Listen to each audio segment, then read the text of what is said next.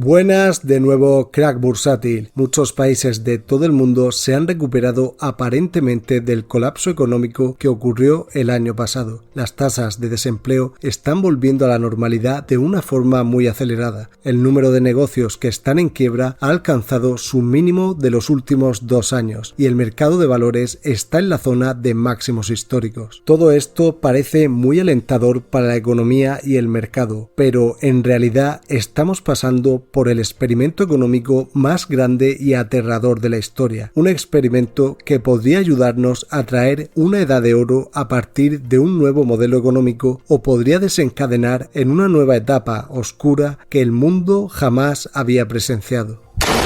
En el siglo VII, en China, las monedas de cobre se utilizaban como el principal medio de pago para los comerciantes chinos, pero estos comerciantes en ese momento se encontraron un problema, y es que estas monedas de cobre eran bastante pesadas, por lo que cargar con una gran cantidad de estas monedas para poder comerciar alrededor de la ciudad suponía un gran inconveniente. Para resolver este problema, a los comerciantes chinos se les ocurrió una brillante idea. ¿Qué sucedería si depositasen estas pesadas monedas en una entidad a cambio de un pagaré o billete que represente el valor de estas monedas? Pues sencillamente que los comerciantes no tendrían que llevar grandes cantidades de monedas pesadas durante el día y podrían almacenarse de forma segura en una única ubicación. Esto era un win-win tanto para la entidad que cobraba por almacenar y asegurar estas monedas como para los comerciantes que podrían hacer transacciones de una forma más rápida y simple. En este momento nació de una forma primitiva el papel moneda y moneda fiduciaria, que se fue implementando a lo largo de todo el sistema monetario de China. Y después de unos siglos usando este nuevo tipo de sistema monetario, el gobierno chino notó algo realmente extraño, y es que se produjo una escasez de cobre que causó que el gobierno comenzase a emitir más de estos pagarés o billetes y se forjasen menos monedas de cobre durante este tiempo. Debido a este acontecimiento,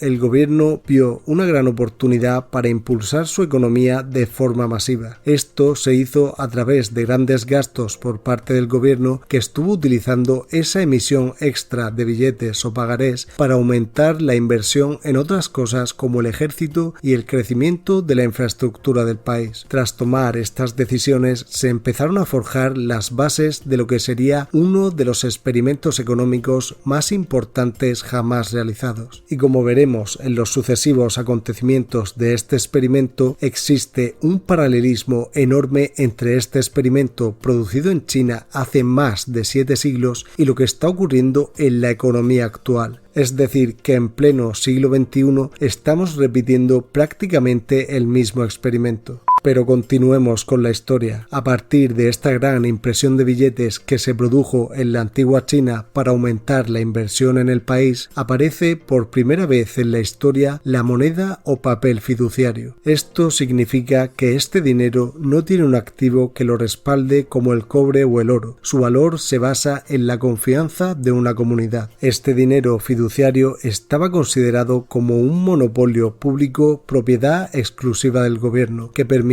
al antiguo gobierno chino controlar completamente su propia moneda por primera vez, y durante algunas décadas esta inflación funcionó bastante bien, pero pocos sabían de una amenaza global que estaba emergiendo en Asia Central y que cambiaría el curso de la historia. Un hombre llamado Temujin había unido recientemente a las tribus mongolas en el año 1206 y poco después se hizo conocido como Gengis Khan, que realizó una de las conquistas más grandes de la historia de la humanidad, con varios sucesores que eventualmente asumieron el control de China y formaron la dinastía Yuan en 1271. Y durante esta dinastía apareció el nuevo gobierno chino-mongol, que quería seguir gastando dinero del gobierno para financiar sus conquistas a nuevos países. Pero en lugar de limitar su gasto o preocuparse por su deuda pública, decidieron seguir imprimiendo más y más papel moneda para financiar sus campañas de guerra. Pensaron que que, como eran el gobierno y tenían un monopolio público sobre su moneda, podían hacer lo que quisieran sin que hubiese ninguna repercusión, por lo que esencialmente renovaron su papel moneda sin respaldo sobre ningún activo y lo convirtieron oficialmente en la primera moneda fiduciaria del mundo. Así que este nuevo imperio sentó sus bases sobre una nueva teoría económica que estuvo funcionando durante algún tiempo, pero después de años de guerra en países como Japón, Vietnam, Birmania o Java y varios años de posguerra, la deuda y la inflación económica de la dinastía Yuan comenzó a colapsar. En aquel entonces la inflación se elevó hasta el 80%. A principios del año 1300 hubo una grave crisis de deuda donde la población se empobreció en un lapso de unos 5 años y la teoría del gobierno sobre cómo imprimir dinero no podría resolver sus problemas económicos. En este punto el sistema se derrumbó y fue esta caída económica combinada con la incapacidad del gobierno para ayudar a sus habitantes que habían sido golpeados por varios desastres naturales lo que llevó al colapso de la dinastía Yuan en 1370.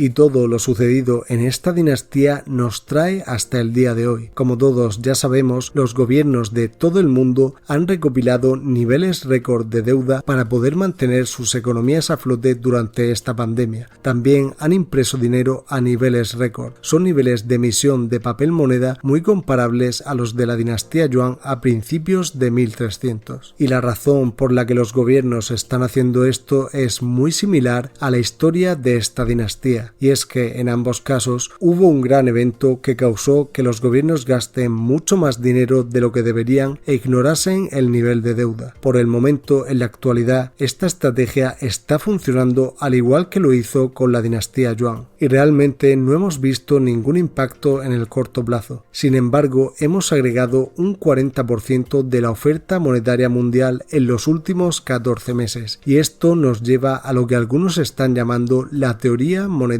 moderna. Voy a intentar simplificar esto lo máximo posible, pero esencialmente lo que los economistas están diciendo es que mientras un país posea su moneda como monopolio público, puede imprimir tanto dinero como sea necesario para evitar un colapso económico. En cierto sentido, el gobierno ya no es restringido por ingresos fiscales o déficit siempre que puede imprimir la cantidad correcta de dinero con el fin de evitar grandes contratiempos económicos. Aunque cabe destacar que la teoría monetaria moderna es un tema complicado y esto que os he explicado es una simplificación de cómo funciona. Pero aún así, estamos viviendo posiblemente el experimento económico más peligroso de la historia justo en este momento, y realmente apenas hay personas que conozcan esta realidad. Como ya hemos mencionado, esto es un experimento a gran escala y solo existen dos resultados posibles. Uno es que la oferta monetaria se vuelva estrictamente controlada por los gobiernos del mundo y las economías de todo el mundo se adapten a esta nueva teoría monetaria. Esto ha funcionado algunas veces. Piensa en Japón o en Italia, países que aún tienen toneladas de deuda, pero que nunca han pasado por un gran colapso económico, sino que más bien han sufrido algunas pequeñas recesiones. Pero también existe otro posible resultado, y es que este experimento monetario falle y entremos en un gran colapso económico a nivel mundial, donde las monedas carezcan de valor y ya no sean útiles para poder comerciar. En este punto nos puede surgir una gran pregunta. Si tenemos en cuenta que el 40% de la oferta monetaria mundial se creó en los últimos 14 meses y sin embargo la inflación solo ha aumentado un 2,5% en lo que llevamos de año, nos surge la siguiente cuestión. ¿Por qué la inflación no ha estado creciendo a un ritmo superior? Bueno, hay algunas razones por lo que esto no está sucediendo. Una de ellas es que esa inflación creciente se dé cuando haya una mayor tasa de empleo y cuando las empresas puedan operar a su máxima capacidad, y el mundo no se encuentra en ese punto. Es decir, que todavía hay muchos países que están en dificultades por encierros y limitaciones debido al famoso problema. Pero existe otra posibilidad más grande y aterradora, por la que la inflación no está aumentando a gran velocidad. A este hecho se le conoce como cascada económica. En cierto sentido, cada uno de los colapsos económicos de la historia no son eventos que ocurran en unas pocas semanas o meses. Suele ser un proceso que es adaptable en un principio durante los primeros años, pero más tarde, después de varios años, suele desencadenar en una dramática y fuerte caída en forma de cascada. Hay muchos grandes economistas e inversores que ven nuestra trayectoria económica actual como lo que sucedió en Alemania en la década de 1920. Por ejemplo, Michael Burry, quien ha predicho correctamente algunos colapsos económicos como la burbuja.com o la gran crisis inmobiliaria del año 2008, donde obtuvo una gran rentabilidad, ha estado advirtiendo recurrentemente a través de su cuenta de Twitter de una terrible crisis inflacionaria. Desde febrero de este año ha estado afirmando que las crisis inflacionarias suelen estar precedidas por una situación económica en auge, con un mercado de valores en máximos históricos y un aumento de las fortunas de la noche a la mañana. Pero más tarde existe un punto de inflexión donde aparecen disturbios civiles y un aumento del crimen acompañado de un alto coste de vida y, en última instancia, un alto grado de pobreza y una incapacidad de los gobiernos para revertir esta situación. Y existen grandes paralelismos entre lo que está sucediendo a día de hoy y lo que le pasó a Alemania en el año 1920, donde se aprecia que inmediatamente después de la Primera Guerra Mundial, Alemania comenzó a imprimir más dinero para ayudar a pagar sus deudas gubernamentales. Tras el primer año, el mercado alemán fue relativamente saludable. De hecho, muchos ciudadanos notaron que tenían un poco más de efectivo disponible y comenzaron a invertir en el mercado de valores. Pero un año más tarde, el marco alemán atravesó un alto nivel de inflación que causó grandes problemas económicos. Pero la moneda en sí no colapsó y se mantuvo relativamente estable durante otros 2 años.